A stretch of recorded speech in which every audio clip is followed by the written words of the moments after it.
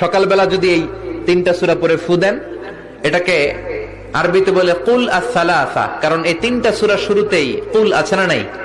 কুল হুয়াল্লাহু আহাদ, কুল আউযু বিরাব্বিল ফালাক, কুল আউযু বিরাব্বিন নাস। এজন্য তিনটাকে আরবিতে বলে কুল আস-সালাসা, মানে তিন কুল। কি বলে? তিন কুল। সূরাতুল ইখলাস, সূরাতুল ফালাক, সূরাতুন নাস। ফজরের পরে, মাগরিবের পরে আর বিছানায় যাওয়ার সময় দুই হাত একত্রিত করে ফু দিবেন, সারা গায়ে মেসেজ করবেন। মনে থাকবে? আজকে থেকে মনে থাকবে তো? কালকে থেকে এটার আমল করা যাবে না?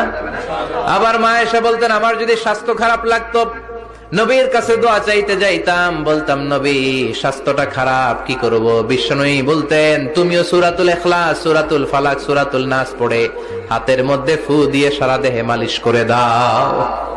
সুবহানাল্লাহ পড়েন। বিশ্বনবীর প্রতিদিনকার একটা আমল, দৈনন্দিন একটা আমল।